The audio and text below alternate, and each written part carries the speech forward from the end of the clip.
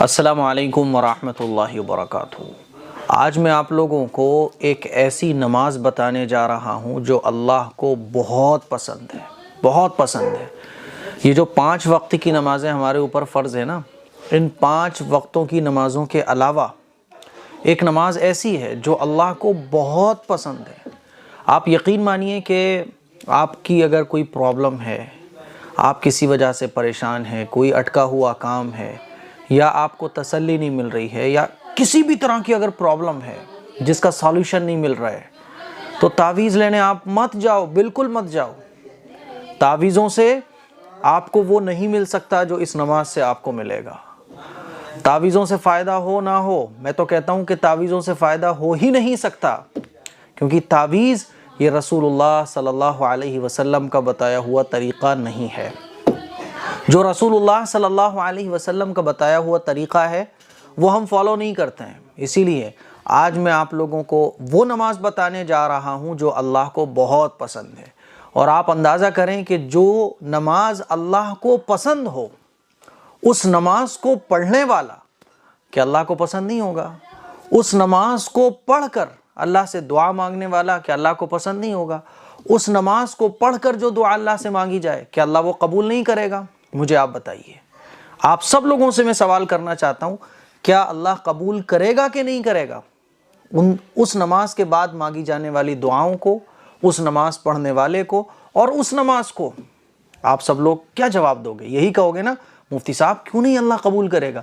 جب اللہ کو وہ نماز اتنی پسند ہے تو پڑھنے والا، اس نماز کو پڑھ کر دعائیں مانگنے والا یقیناً اللہ کو قبول ہوگا۔ پھر مجھے آپ بتاؤ کہ تعویذوں کی کوئی ضرورت، مزاروں پر جانے کی کوئی ضرورت؟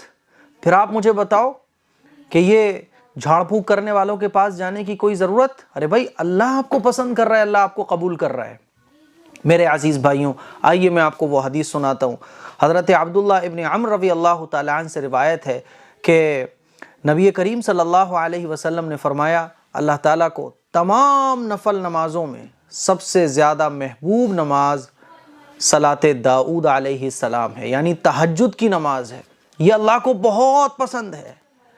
وہ آدھی رات سوتے تھے، پھر اٹھ کر تہائی رات عبادت کرتے تھے، اور پھر چھٹے حصے میں سو جاتے تھے۔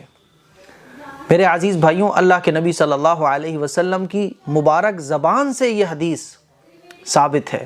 اللہ کے نبی صلی اللہ علیہ وسلم نے جس چیز کے بارے میں یہ بیان فرمایا ہو کہ اللہ کو یہ نماز پسند ہے، اب آپ مجھے بتائیے، کیا اس کی قبولیت میں کوئی شک باقی رہ جاتا ہے؟ نہیں باقی رہتا۔ تو پھر کیوں ہم بھٹکے ہوئے پھر رہے ہیں؟ کیوں ہم مارے ہوئے پھر رہے ہیں؟ کیوں ہم لوگوں کے پاس جاتے پھر رہے ہیں؟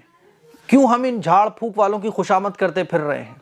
کیوں نہیں ہم ڈائریکٹ رات میں اٹھ کر تہجد میں اٹھ کر اللہ سے اپنا تعلق مضبوط کرتے ہیں؟ کیوں ہم اللہ کے سامنے اپنے مسائل بیان نہیں کرتے؟ میرے عزیز بھائیوں، رسول اللہ صلی اللہ علیہ وسلم تہجد پڑھا کرتے تھے۔ حضور علیہ الصلوۃ والسلام کو تہجد کی نماز بہت پسند تھی، اتنی پسند تھی کہ رسول اللہ صلی اللہ علیہ وسلم کے بارے میں آتا ہے کہ حضور کے قدم مبارک پر ورم آ جاتا تھا۔ اتنی لمبی لمبی نماز آپ علیہ الصلوۃ والسلام تہجد کی پڑھا کرتے تھے۔ میرے عزیز بھائیوں، اس نماز کو صحابہ نے پڑھا ہے، بزرگان دین نے پڑھا ہے، اور اس نماز کے بارے میں قرآن مجید میں ڈھیر ساری آیتیں نازل ہوئی ہیں۔ احادیث مبارکہ میں تہجد کی نماز کی فضیلت ہے، بہت زیادہ ہے۔ مجھے آپ بتاؤ کہ جب اللہ اتنی پسند اس نماز کو کر رہا ہو، اب کیا مسئلہ ہے؟ اپنے مسئلوں کو ان نماز میں اللہ سے حل کراؤ، اس نماز کو پڑھو، سالوشن ملے گا، پرابلمز دور ہوں گی، دل کو سکون ملے گا، راحت ملے گا، آرام ملے گا، اور اللہ سے تعلق مضبوط ہوگا۔ تو حضور نے ارشاد فرمایا کہ اللہ کو تمام نفل نمازوں میں سب سے زیادہ محبوب جو نماز ہے وہ تہجد کی نماز ہے۔ پڑھیے، آپ ہفتے میں پڑھیے، مہینے میں پڑھیے، یہی وہ راستہ ہے جو آپ کو آپ کی پرابلمز کا سالوشن دے سکتا ہے۔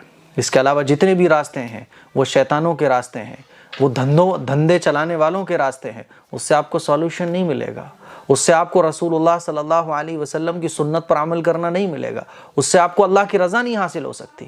اسی لیے میں آپ سے گزارش کرنا چاہتا ہوں کہ اس نماز کو پڑھنے کا اہتمام بناؤ، ٹائم سیٹ کرو، اس کا شیڈیول بناؤ، ہفتے میں، مہینے میں، 2 مہینے میں، 3 مہینے میں عادت بناؤ۔ اس کلپ کو شیئر کرو، دوسروں تک پہنچاؤ۔ السلام علیکم ورحمۃ اللہ وبرکاتہ۔